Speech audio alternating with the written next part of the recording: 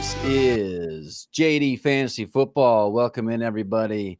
This podcast is brought to you by David Protein Bars. Catch them.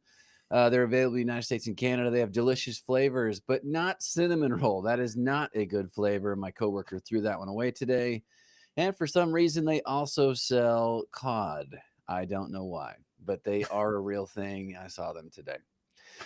This is JD Fantasy Football. We have storylines for you today to consider as you're changing your lineups, people to target, people to stay away from. We got the injury report. Buckle up. I've got Jordan Cordova with me. Jordan's known for two things: kicking butt and making trades. Which did you do this week, Jordan? Well, I definitely didn't kick. Well, I did kick butt. I did get a win. We'll kind of go. I did get a win this week, so I did do. I actually this week it was a little bit of both. I got I did kick butt in my week. I did great. Best week I've had. It's nice when you get over 88 points. So that's a good move in the right direction. And after my team did so well this week, I decided to change it all. Hold on. This just in. Jordan made a lightning trade this week. He traded away a first-round pick. What's going on? What's this news? You traded away who? Well, I traded away Justin Jefferson. So here's the thing with that. I either took an ultimate gamble and it's going to pay off because it was what I needed, or I just made Skip champion. So one of the two things just happened there. Not sure which one, hoping option one is the option, but I traded away Justin Jefferson for Quindon Judkins and Jameson Williams. But to kind of, there's a story behind this that makes sense in my head, hopefully makes sense to everyone else. Before that, 18 minutes before that, I traded Chase Brown and Juwan Johnson for Nico Collins and Travion Henderson. So with James Conner going out for the year, I only had Jordan Mason as a running back, and then hopefully taking the gamble on Woody Marks, who I picked up this week, and having Travion Henderson play. So I needed a desperate move. So in my eyes, it was a trade for Chase Brown, Justin Jefferson, and Juwan Johnson for Nico Collins, Travion Henderson, Quindon Judkins, and Jameson Williams. So, and I don't think that trade sounds as outlandish as if I were to just say I only traded Justin Jefferson. Okay. Well, I mean, Justin Jefferson was your first round pick. He hasn't had a good week in fantasy yet. Target wise, he was getting 6-7 targets. That's probably not enough for a first round pick, right? Right. And it could turn out to bite me in the butt. And that's the thing. Like Justin Jefferson could turn him around, and then all of a sudden he's getting 11, 12 targets. He's getting peppered. JJ McCarthy's becoming better. The problem for me is I'm kind of at 1 and 2 in a mode where I do need to start winning and getting some wins in order to start hitting the top of divisions and stuff like that. You go 1 and 3, 1 and 4, then, season's starting to look grim. So I needed somebody who had just gotten 11 targets, got 9 targets previously. So in my eyes, I traded a number 1 round receiver for a number 1 round receiver. And I think Nico Collins has a better upside, even though that line is so bad, they're still throwing him the ball a ton. Yeah, you also got rid of Chase Brown, which you were very high on Chase Brown before the season, but he just hasn't had the season you were expecting at all. Hasn't cracked 50 yards yet in rushing yards. Hasn't really cracked 12 points in fantasy for us yet. I mean, he's got to go, right? Well, yeah. I mean, once again, I think it's one of those situations. I might be the first person to trade their first and second round pick away in the same week. But he was just in a situation that defensive line is bad. I mean, I watched every single one of the games that the Bengals have had, as painful as it was. I mean, mind you, it was 1 of 4 on my ticket, but it was, it's just hard to watch, and it doesn't look like he's getting any momentum. He's getting hit before he even gets to the line. I mean, you can't really blame him for the situation. Even when Joe Burrow was there, it wasn't looking amazing. So, I am I'm sorry if you listened to me previously and I was high on Chase Brown. Think about this. If I made the right moves, I think about it all the time. I get Christian McCaffrey, who I got in like a ton of my drafts. I get Christian McCaffrey, and then second round I get Bucky Irving. And where would I be right now if those were the two people that I ended up with? You'd be just okay. Yeah. So, but yeah, I mean, overall, Chase Brown was not. Chase Brown just hasn't looked good. Looked like himself. I was happy to get rid of him when he gave me when he offered me Nico Collins. I just am not in a position. I know he needs a running back, and he's in a position who really needs it. I'm not in a position. I was in a position where like I really just need to not trust him every week. What did Chase Brown get for you? 6 points last week? Yeah, whopping 10 carries for 3 yards. Brutal. That is brutal. Yeah.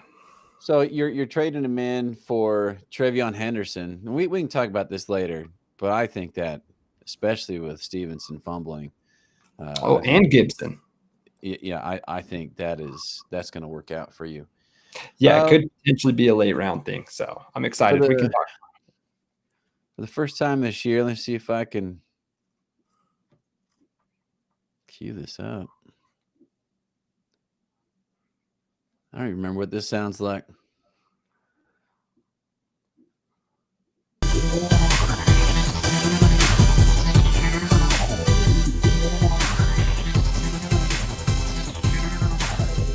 The injury report.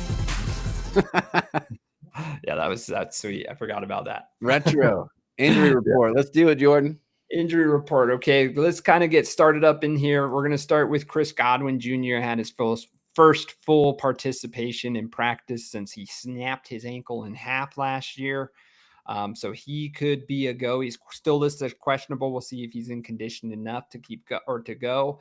But I think it's close. If it's not this week, it's next week. Super excited for him to be back there. Mike Evans is doubtful with a hamstring injury. So looking good for if Chris Godwin, and even if Chris Godwin does come back, I think Egbuka is going to be the number one guy on that team.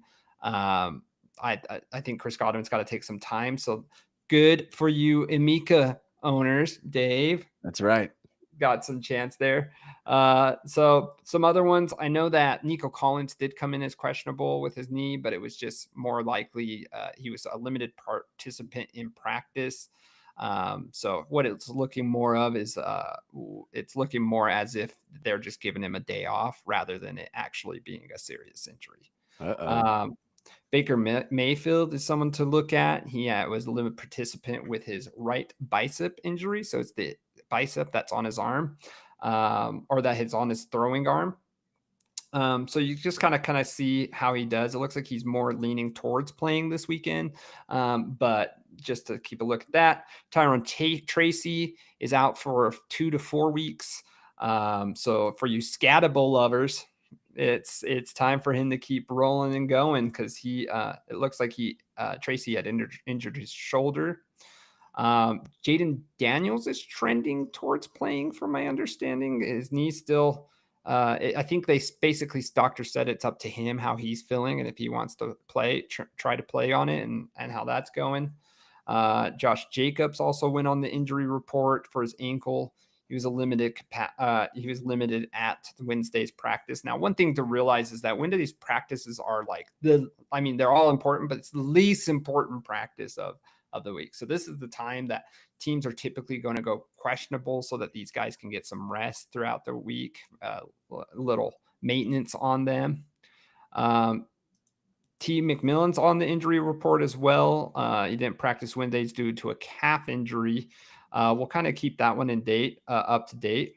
But I think that they're saying that he should be able to play on Sunday. So CeeDee Lamb, a contender for the IR from what Jerry Jones is saying. So he's at least out for the next few weeks, I would believe. Sucks to see it as a Cowboys fan. Love to see it as a George Pickens fan. If you got George Pickens, go ahead and start playing him because He did get 9 targets. He kind of disappeared in the second half of that game, but we'll kind of see. 2 games in a row with 9 targets is, I mean, where you drafted him, you can't ask for much more from that. And then I think we had a few more. Oh, James Conner. That guy's gone. He's out for the season. They couldn't even show the replay on the broadcast because it was something that bad. It was his foot and 1 yard high-low tackle, and he is out for the season. So sorry to James Conner fans, or if you're James Conner people, I'm also a James Conner person. So had to make some moves. Bill was also on the injury report. This injury report is pretty significant kind of coming in here. So Bill Merritt was on the injury report for knee injury, but it's not considered serious. So outside of that, I think we are good. For all you Zach Charbonnet owners and Kenneth Walker owners, it looks like he's still questionable for Thursday night games, and he's it's going to be kind of like a true questionable. So keep in touch for Thursday night. Make sure you have a backup plan if you have Zach Charbonnet. You don't want to deal with that too much. So that's the injury report. That's the injury report. Thank you, Jordan. Let's just play this again.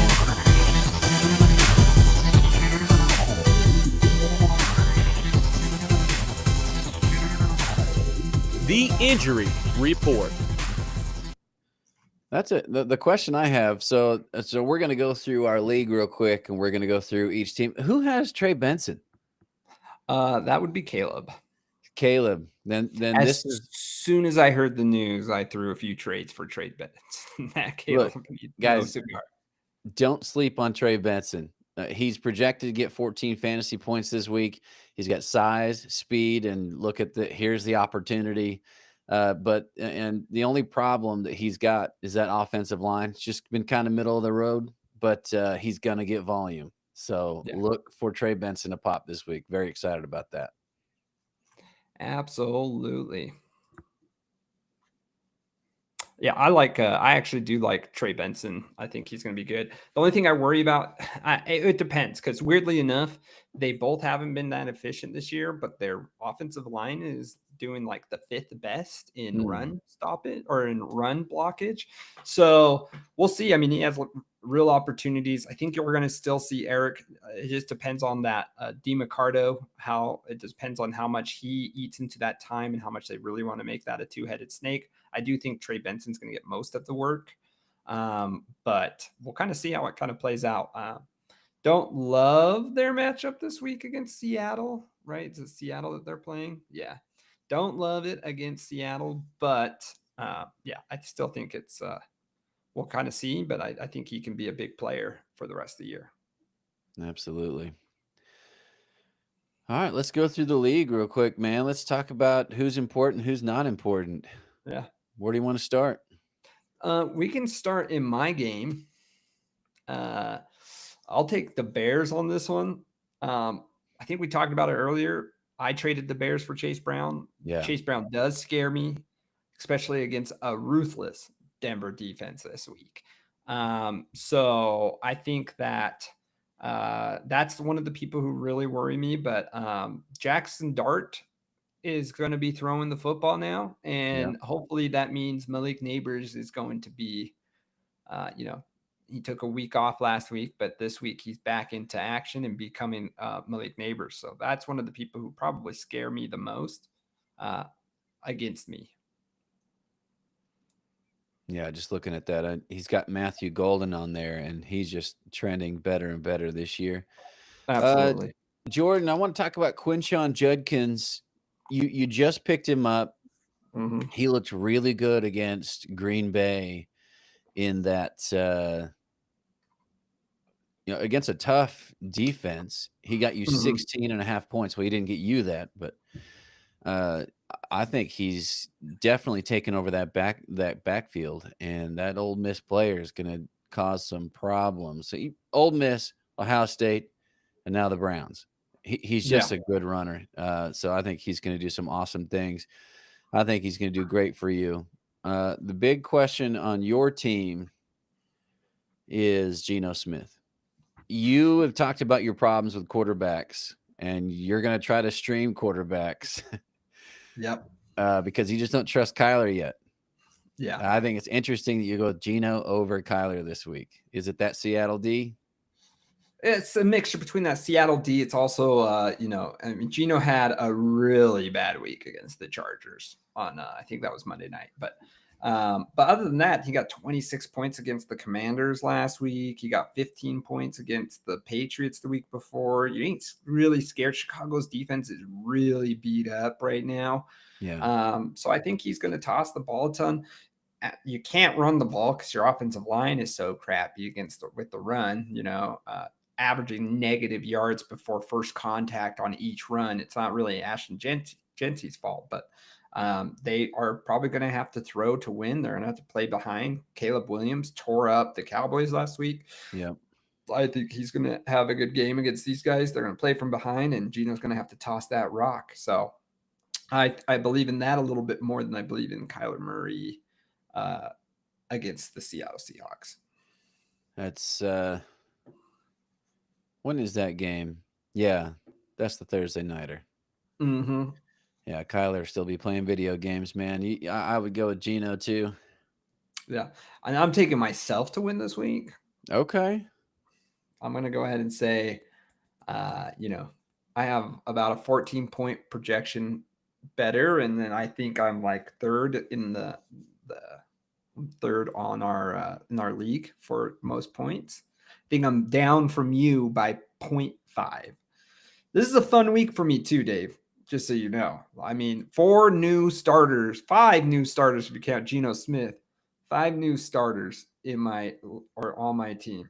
So, weirdly enough, George Pickens, Trey McBride, Chris Olave are the only 3 people I drafted on my team. I'll take you as well, Jordan, but watch out for the Bears. I expect them to switch out to put in Juwan Johnson over Dalton Schultz and get another 5-6 points out of that switch. The what's their names? New Orleans is playing the Bills, and I think they're going to be checking down to Juwan Johnson all day. So they're going to be in a Chris Olave. So yeah, maybe that benefits you and hurts you at the same time. Let's talk about Caleb. The Birmingham Thunderbolts versus Skip. Let's talk about that one. I'll go ahead and Caleb his first loss this last week. You did? Yeah. Yeah, Caleb wasn't too happy. In fact, he's been kind of shopping Ladd McConkey. Is that interesting? Not to me, Ladd. I think there's a lot of this is why I was really high on Keenan Allen. Kind of makes me really mad that my wife snuffed that out of my nose right before I was able to pick. But I said it. Keenan Allen and Herbert had a great connection. They were before 2 years ago. He was one of the premier receivers to have in the league. And so I didn't think he was completely washed up. I thought that would take targets, and I didn't expect Johnson to mess his whole game or to get as much targets and everything as he gets now. It's essentially Johnson's getting all the deep balls, and Ladd McConkey is more of a short ball guy, and he's essentially splitting it with Keenan Allen. And Keenan Allen's getting 11 targets per game right now, which is, he's had it the last 2 games, which is crazy to kind of compete with. So Ladd McConkey scares me as well. Looking at Skippy, he's got Tyler Warren on his team. What a freaking win of the draft. He's had plenty of targets. Didn't do as well as last week as Skip would have liked, but you've got to be happy with Tyler Warren on your team. I think Skip pulls out this win. He is projected to win, but he's just loaded. Jalen Hurts, Jonathan Taylor. He's got to get rid of Breece Hall, though, right?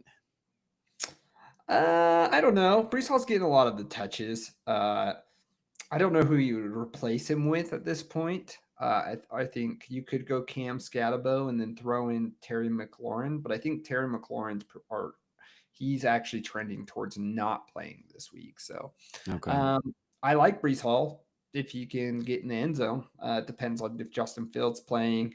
Miami's defense is notoriously bad. So if you're going to play Brees Hall anytime this year, it's definitely against the Miami Dolphins. I mean, we're loving Scatterboo, but if they play the Chargers this week, that's going to be some tough sledding. Yeah. But regardless, I'm with you. I think Skip pulls this off. Yeah. We'll see how Justin Jefferson does, his new acquire. I mean, probably the best receiving duo in the whole league with Amon-Ra and Justin Jefferson. So, yeah, 2 first-rounders. Yeah, pretty impressive. Jonathan Taylor could have been a first round. So let's talk about Cam's matchup with Josh Foote this week. I'll talk about Cam's team, and I will talk about James Cook. I don't have a lot negative to say about James Cook. What an awesome guy to have. 21 points, 28 points, 22 points. He should have been the first pick of the draft. James Cook has been tearing it up, and there's no reason to think he can't score 30 or 40 against New Orleans this weekend. He is going to go off. Very excited for Cam to pull off the win this week against Slender Man, who always seems to be a problem in this league, thanks to James Cook.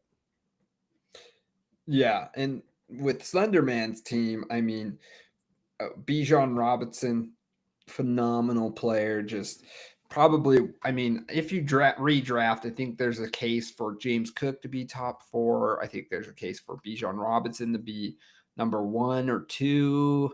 Christian McCaffrey. There's only a handful. Jonathan Taylor.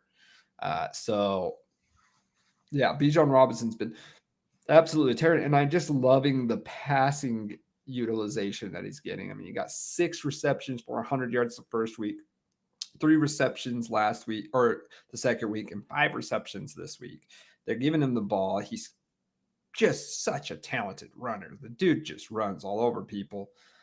72 yards and 39 yards through the air with 5 receptions. I mean, he had a bad week and he still scored 16. So, yeah, I think Bijan Robinson can be a game changer for him. Don't love that you're playing to Jacksonville. That's what worries me. You're playing Strange and you're playing ETN against San Francisco. So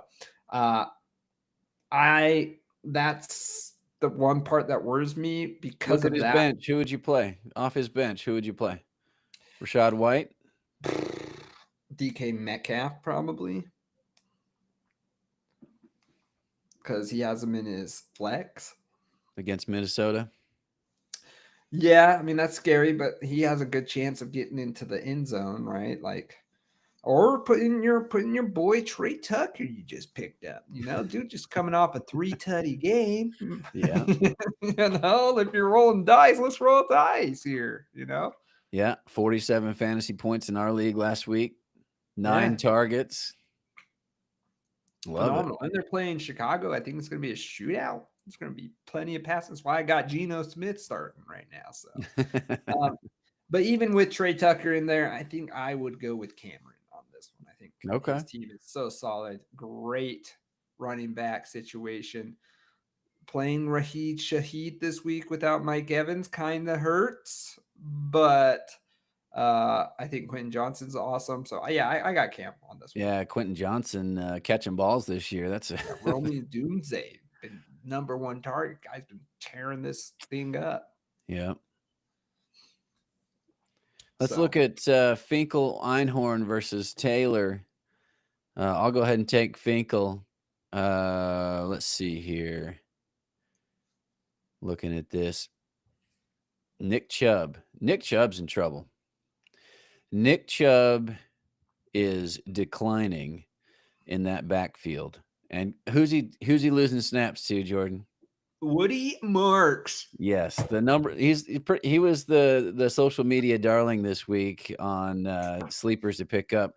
Woody Marks is kicking Chubb out of that back. He's getting the goal line carries, and I think he'll get the first series carries this week. So Nick Chubb, maybe not a good person to start. Finkel. I'm going to go with Taylor this week because of that. Yeah, Taylor's got a good team. Javonte Williams, one of the bigger surprises, averaging 19.2 points per game right now. Weirdly enough, averaging the most for Taylor out of any of his other players, which is crazy to hear. Yeah. CeeDee Lamb out, which brutal hit. But I mean, he still has Garrett Wilson against Miami. He still has T-Mac, who's coming out, playing really well right now. So yeah, I think the only thing that really scares me is TJ Hawkinson did get going last week, but it was a rough first 2 weeks for him. So is that the TJ Hawkinson we're going to see going forward, or do we go back to the first 2 weeks that we've seen for TJ Hawkinson? But overall, that's the I Wentz think factor, right? I think that's the difference between the rookie and Wentz. Wentz is going to feed that tight end. He knows he's going to get receptions there. Yeah. And so, yeah, this is a hard one for me to call, but I think I'm going to go with Taylor on this. Poor Finkel Einhorn, IR Kittle, IR Aaron Jones, Brock Purdy hasn't been healthy. He might play him. So, yeah, he's had some bad luck with the injury bug. Let's talk about your wife versus Ryan Lamson. So Ryan destroyed the draft, took Josh Allen and Derrick Henry in the first 2 rounds. He scored 1,000,000 points week 1, and now he's been brought back to earth. He is 1-2. He's hurting. Your wife favored to win this week against Ryan. Yes, and she just made a trade that will go through in 2 days. Okay. She is investing in her future. She traded Jalen Waddle for Rashee Rice. So that comes into play in week 7. So he's only about 3 weeks out from playing, which good for her. But yeah, overall, yeah, and overall, she's around the board. Christian McCaffrey, what a stud! Dude is tearing it up this year. I think he's the second or third running back. I think right behind maybe James Cook and Jonathan Taylor. But dude's averaging 23.3 points a game. He's getting a ton of catches. I mean, he got 7. I mean, this is a line that only Christian McCaffrey, well, not only, but for the most part, is Christian McCaffrey. 17 carries, 52 yards, 10 receptions for 88 yards. He gets a touchdown right there or goes over 100 on either one of those, this guy's putting 30, 40 points down. So, yeah, I think he's just been the most consistent thing. She's playing Brian Thomas this week, which at one point he's got to have a game where he has like at least a 70% catch ratio. Like he can't just be, 12 targets for 4 catches, 6 targets for 2 catches, 7 targets for 1 catch. He's not this bad, or Trevor Lawrence is this bad. I think they can get Lawrence back. is the problem. I think we all know that. Well, Mac Jones was peppering those things into him. So, yeah. So I think he's going to come back. So I guess Cooper Kupp worries me too. But overall in this game, in this match, I'm definitely taking my wife, the former champion. Yeah, Cooper Kupp is he's Jekyll and Hyde this season for sure. I want to highlight from Ryan's team. So he has Chuba Hubbard, who I thought at the beginning of this season was a lock. But Jordan, who is taking over the backfield, especially the goal line carries for Carolina? He's definitely getting 11 touches. This was a game a lot. Rico Dowdle is starting to cut into that productivity. I mean, he's still got 17 touches, but could have been over 20 if Dowdle's not taking 11, and Dowdle's the one that's scoring the touchdown. So Chuba scored 2 times receiving, but yeah, it's definitely Dowdle taking those touchdowns within the 10 yards. So it's hurting him in that aspect as far as with it. And I think you were a believer in Dowdle preseason as well. I had him on my team. I dropped him, but I did have him on my team. Maybe that's the Dallas in your heart. But yeah, Chuba Hubbard is going to be a liability going forward just because of the trust that they have in Dowdle in the red zone. So I think that's going to be a problem. Yeah, Ryan, welcome to the league. And Yeah. the last lineup is me against Killer Cam, Cameron Thompson. I'll talk about Cam here. Mhm. So he's got JSN. Okay. JSN has proven me so wrong. He has proven me way wrong. In fact, he managed 20 fantasy points in our league on 6 targets last week. That is ridiculous. He is a long bomb threat for them. And in our league, we've got the point set up. So with the long bombs, you get more points. JSN is a destroyer of humans, and he scares the tar out of. If I lose, it'll likely because JSN put up 30 points on me. Yeah, absolutely. Killer Cam's best team in our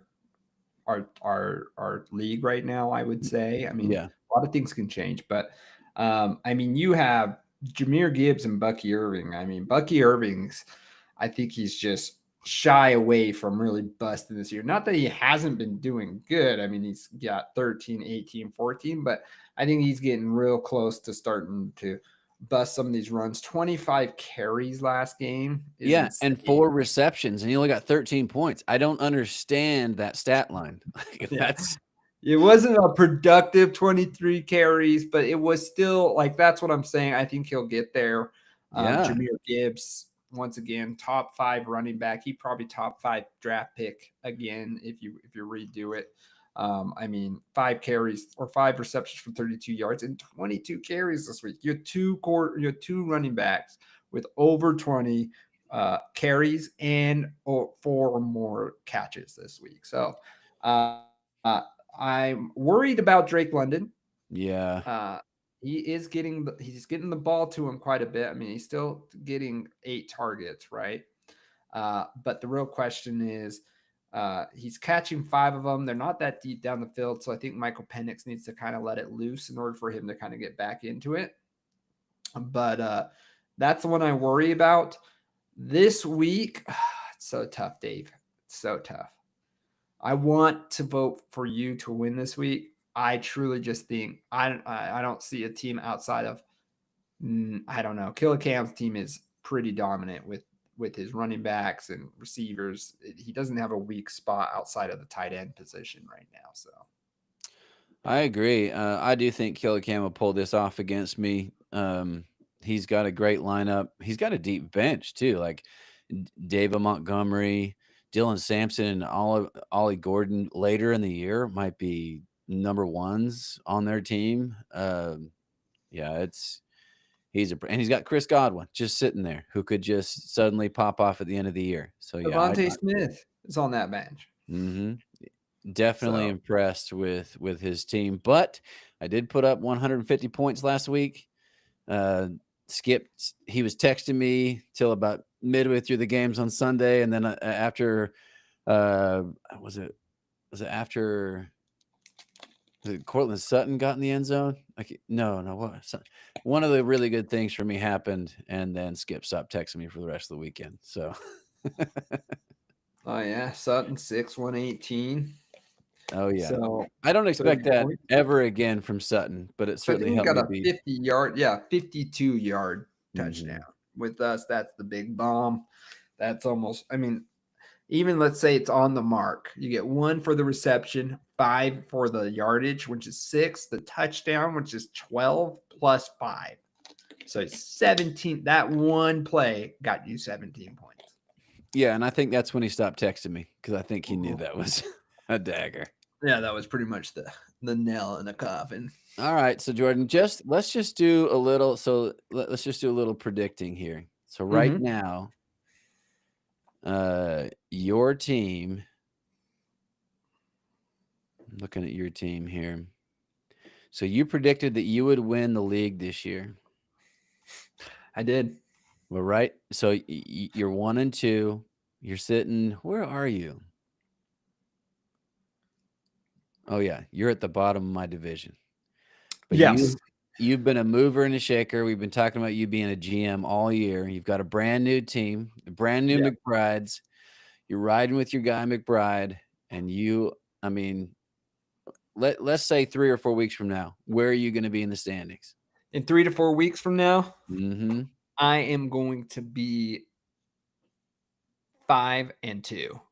He's going to roll off 4 straight. I'm going for the 4 straighty. People are going to be scared. They're, Quinshon Judkins going to be 20-point game running back.